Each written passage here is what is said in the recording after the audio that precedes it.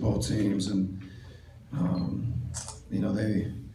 both teams made a lot of plays going down the stretch, and I think in the second overtime they got a little separation. A couple baskets, we weren't able to score, and I think our execution can be better in some situations, including at the end of the game. But I think our guys fought, a lot of effort, and really both teams had a lot of guys play well.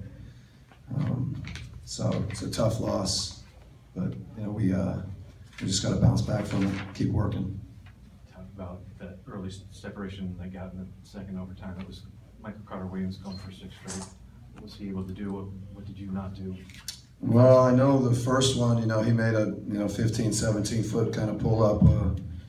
I think with Al contesting him, and it's a credit to him to make that shot. I think it was the defense is not a problem. I think after that, I think Dennis trying to create some pressure, create activity, and I think he may have gotten into the paint, finished in the paint.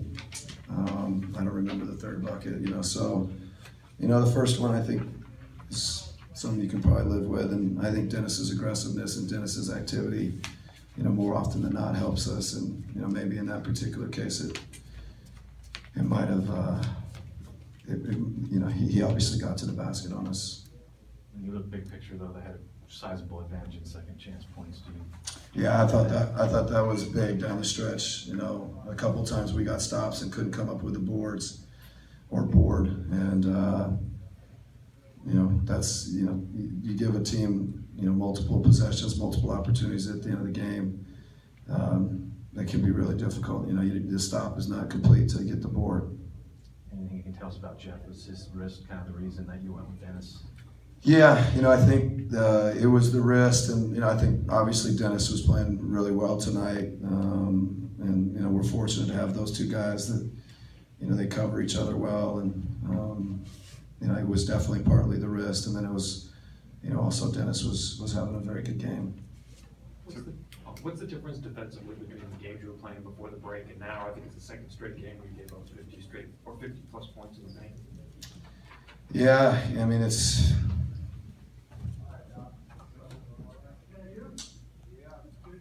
The defense, it felt like, going into the break, we were playing at a high level. You look at some of the stats and everything is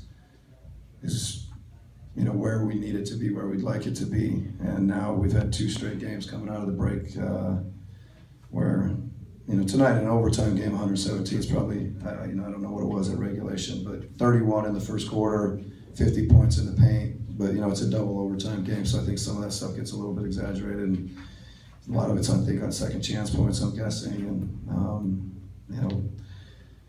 we've got to be good on both ends. And, defensively, we haven't been good enough the last couple nights.